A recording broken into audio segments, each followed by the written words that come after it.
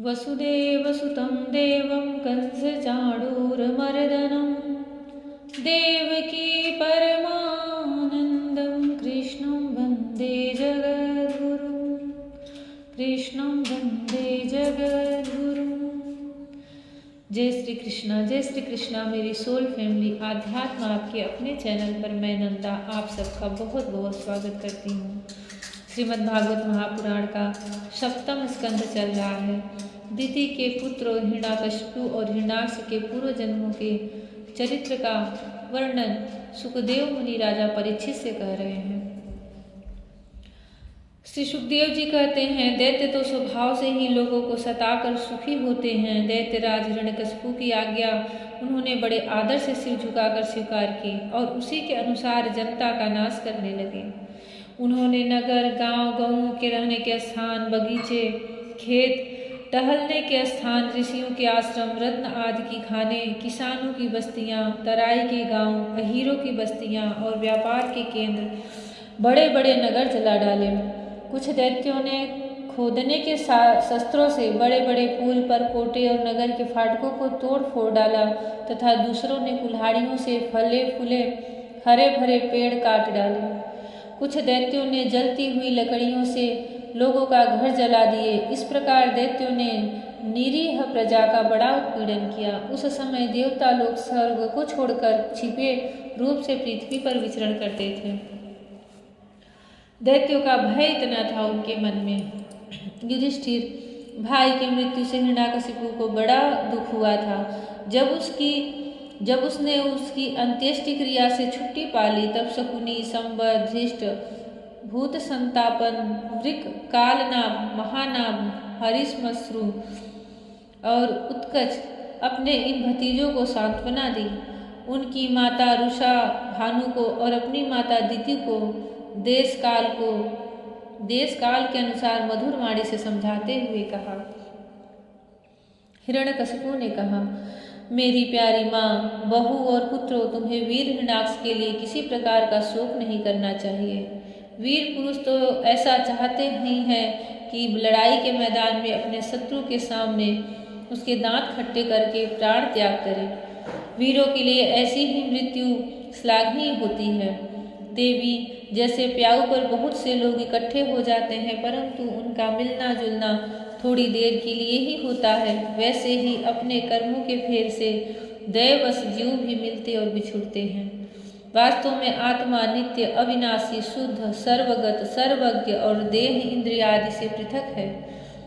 वह अपनी अविद्या से ही देह आदि की सृष्टि करके भोगों के साधन सूक्ष्म शरीर को स्वीकार करता है।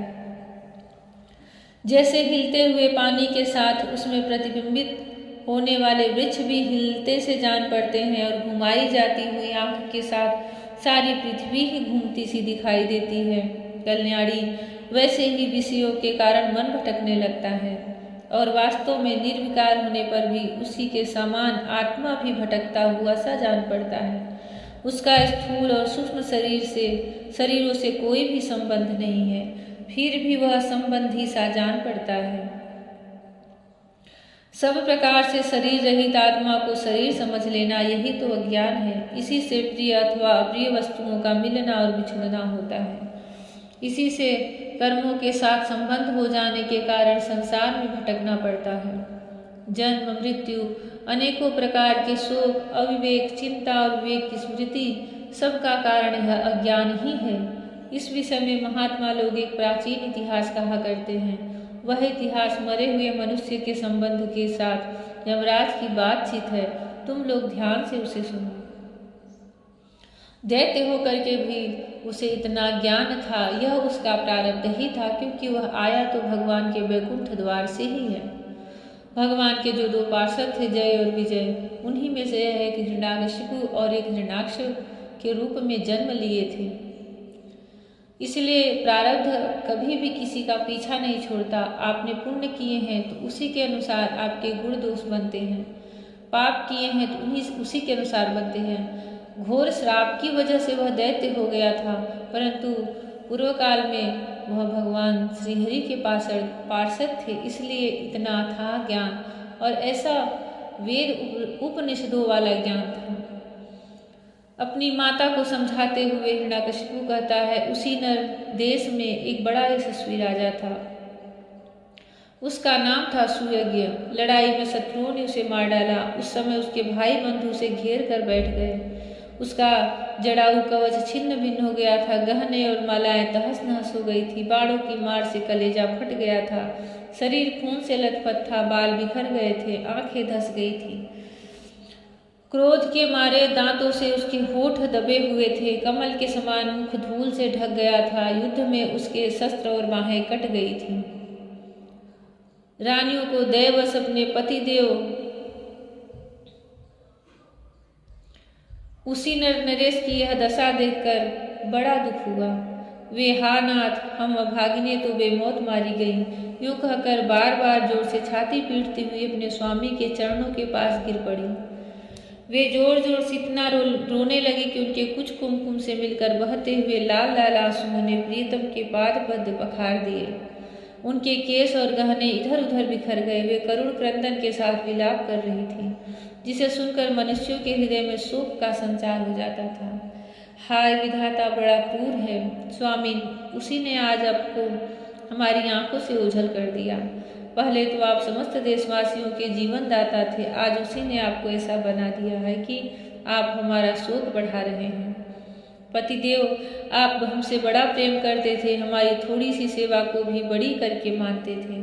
हाय, अब आपके बिना हम कैसे रह सकेंगी। हम आपके चरणों की चेरी हैं। वीरवर, आप जहाँ जा रहे हैं वहीं चलने की हमें भी आज्ञा दीजिए। वे अपने पति की लाश पकड़कर इसी प्रकार विलाप करती रहीं। उस मुर्दे को वहाँ से दाह के लिए जाने देने की उनकी इच्छा नहीं होती थी। इतने में ही सूर्यास्त हो गया। उस समय उसी नर राजा के संबंधियों ने जो विलाप किया था, उसे सुनकर वहाँ स्वयं यमराज बालक के वेश में आए और उन्होंने उन लोगों से कहा, जय श्री कृष्ण।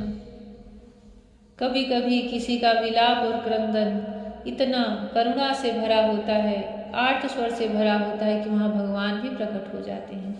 यही विलाप और यही क्रंदन, यह आर्त स्वर वो रानियां अगर भगवान श्रीहरि को पुकारने के लिए कहती तो शायद वहाँ यमराज की स्थान पर भगवान विष्णु नारायण प्रकट हो जाते।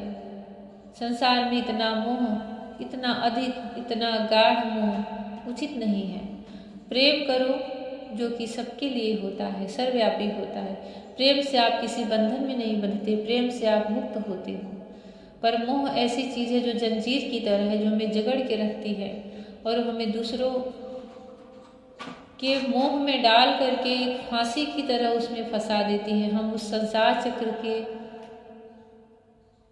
घेरे से कभी निकल ही नहीं पाते। भागवत, वेद, पुराण, उपनिषद हर समय यही ज्ञान, यही गीता, यही शिक्षा देते हैं कि मोह कभी किसी से नहीं करना चाहिए। मोह करने से हमारे मन में हर तरह के जो अवगुण होते हैं, क्रोध आता है, काम वासना बढ़ती है, फिर उससे कई तरह के पाप होते जाते हैं। क्योंकि मोह हमें इस संसार से बांधता है, ना कि उसे छुड़ाता है। जिस समय आपका इस दृढ़ मोहजन्य राग से वैराग्य हो जाए, आपके अंदर एक घोर वैराग्य जागृत हो जाए, भले आप संसार में रहो, गृहस्थ में रहो, तो समझ लीजिए आपका वो घड़ी भगवान की कृपा से भरा हुआ है। आपके प्रारब्ध में कभी आपने ऐसे पुण्य कर्म किए हैं कि आपके अंदर वह मोह जनित फांसी का फंदा कटा है। अब आप सबसे प्रेम कर सकते हैं। मोह हट जाने से किसी से ईर्ष्या नहीं होती। आप सबको एक जैसा ईश्वर की तरह प्रेम करने लगते हो। इसलिए भगवान हर समय कहते अपने हृदय में सबके लिए प्रेम रखो, करुणा रखो, दया रखो, पर मोह, क्रोध, काम, वासना इनसे बच के रहो। न तो कोई किसी के साथ जन्म लेता है, न किसी के साथ किसी की मृत्यु होती है। यह जीव इस संसार में अकेले ही आता है और अकेले ही जाता है। बस यहाँ पे कुछ पल के लिए सबसे एक दूसरे से जुड़ करके एक स्नेह बंधन में बंध जाता है। वह स्नेह बंधन कभी मुक्ति का भी कारण होता है, तो कभी मोक्ष का होता है, और कभी फिर से इस कर्मजनित संसार में वापस लाने के लिए विवश कर देता है। भागवत का अध्ययन करने से हमारे अंदर जो मोह की ग्रंथि होती है वो कटती है। भगवान श्री कृष्ण के प्रति दृढ़ अनुराग होता है, प्रेम होता है, भक्ति जगती है। हम भगवान श्री कृष्ण के प्रेम में पड़ते हैं और फिर हमारा पूरा जीवन उनको समर्पित हो जाता है। हमारी शरीर में जो जीव है उसे कैसे मुक्ति देनी है, भक्ति देनी है, मोक्ष देना है, वह सब कार्य हम श्री कृष्ण के हाथों में सौंप देते हैं। हमारे मालिक वही हो जाते हैं, सरकार वही हो जाते हैं। जय श्री कृष्णा। भगवान श्री कृष्ण की भक्ति आप सबको प्राप्त हो। वह निर्मल यश वाले भगवान श्री कृष्ण सब पर अपना करुणा दृष्टि बरसाए। राधे राधे। जय श्री कृष्णा। हरि ओम।